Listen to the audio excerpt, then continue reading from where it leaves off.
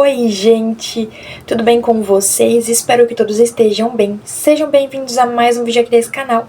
Seguindo a nossa programação, o nosso cronograma, hoje é um vídeo de caso criminal. Eu espero muito que vocês gostem do vídeo escolhido para trazer aqui hoje. E eu quero que vocês deixem a curtida de vocês aqui embaixo, que me ajuda bastante na divulgação do canal. Eu peço que vocês comentem sugestões de vídeo que vocês querem ver por aqui e comentem também o que acharam do vídeo, por favor.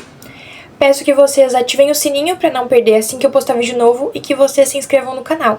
Eu tô com a meta de bater 500 inscritos, então toda ajuda é muito importante, muito bem-vinda e eu ficaria muito grata. Então é isso, gente, vamos rodar a vinheta e a gente começa o caso de hoje.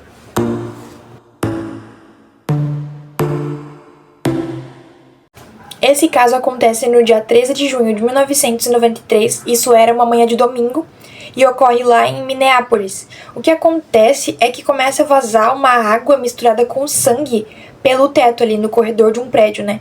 Então isso começa a acontecer e as pessoas acham aquilo ali extremamente estranho e bizarro.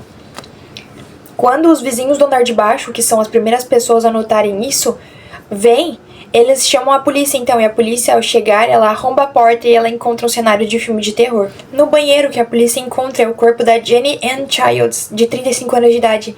Ela era conhecida pelos seus amigos como Jenny, e a água ainda estava correndo ali no chuveiro quando eles acharam o corpo dela. É dito que ela foi esfaqueada cerca de 65 vezes.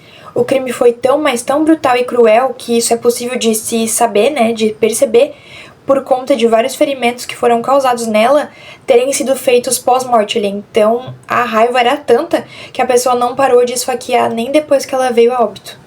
O assassino não teve pressa nenhuma em cometer o crime. Ele deixou a sua assinatura biológica por todo o canto daquele apartamento, incluindo pegadas com sangue, sêmen no edredom e DNA na toalha da pia. O que ocorre é que nessa época, vamos lembrar que a gente está falando do ano de 1993.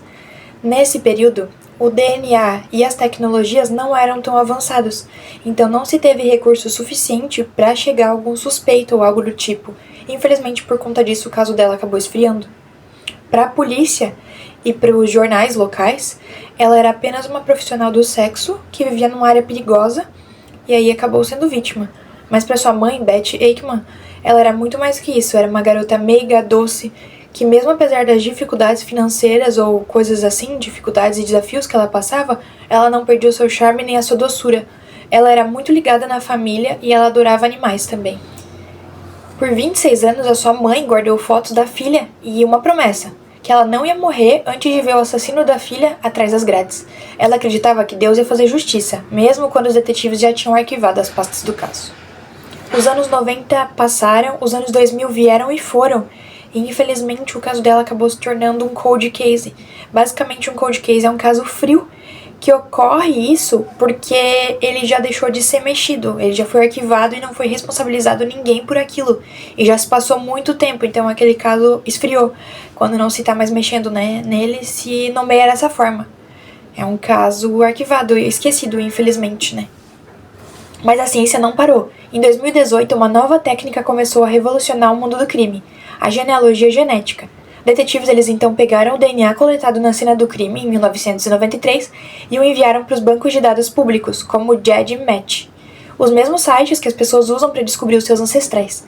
Eles não encontraram o assassino de cara, mas encontraram seus primos, cruzaram as árvores genealógicas e registros públicos, e então assim os investigadores chegaram a um nome que nunca teve no radar da polícia: Jerry Westrom.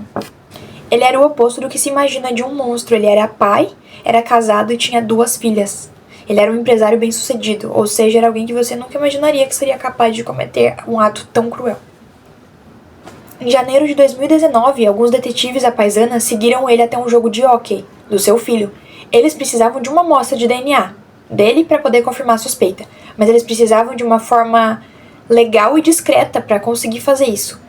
Ele pediu um cachorro-quente na lanchonete, usou um guardanapo de papel para limpar a boca e, sem pensar 2 vezes, ele jogou numa lixeira pública. Assim que ele se afastou, os detetives agiram e recuperaram o guardanapo. O laboratório então confirmou: o DNA do guardanapo era o mesmo do sêmen encontrado no edredom da Jenny. Ele negou tudo, disse que nunca esteve naquele apartamento e tentou até culpar o ex-colega de quarto dela, que já havia falecido, dizendo que a investigação em 1993 havia sido mal feita. Mas os fatos como se fala, né, contra fatos não há argumentos, e eles eram bem concretos. Havia as pegadas e o DNA na toalha na pia. Isso não mentia, as pegadas batiam com o tamanho do pé dele, e todo o resto batia, correspondia, não tinha como ele escapar.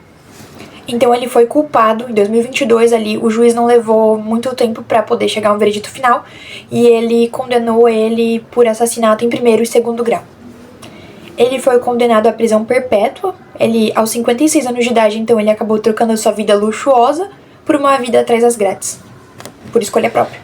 Para a mãe dela, a justiça demorou 29 anos, mas finalmente chegou. Ela disse: Jenny era uma pessoa maravilhosa, apesar de seus problemas. Ela tinha um grande coração, agora ela pode descansar. O caso da Jenny é um lembrete para todos os criminosos que acham que o tempo apaga os rastros. A ciência está alcançando o passado. Um simples guardanapo jogado no lixo pode ser a chave para abrir uma cela que deveria estar fechada há décadas.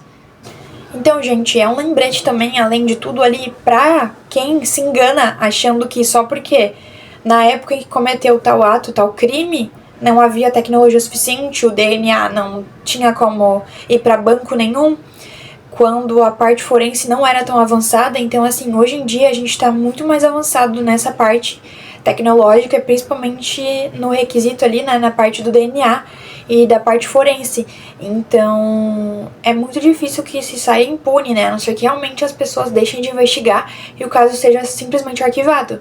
Mas hoje em dia, se você reabrir um caso e tiver aquelas provas conservadas ainda, tiver aquilo lá guardado, você ainda consegue, de repente, chegar a uma conclusão, a um veredito, né, e responsabilizar os devidos culpados. Então, gente, a motivação não se tem conclusão de qual foi, né, para ele ter cometido tal ato, com extremos requintes de crueldade, brutalidade, da forma que foi. E é isso, gente, eu espero que vocês tenham gostado da forma que eu contei aqui pra vocês. Eu peço que vocês mantenham respeito também nos comentários, vai que algum parente ou algum amigo próximo da vítima assista o vídeo, então eu peço que vocês sejam empáticos, resilientes, enfim, que vocês ajam com cautela ética, mas que vocês deixem a opinião de vocês aqui embaixo, né? Dentro dos limites. Então é isso, gente. Até o próximo vídeo. Tchau.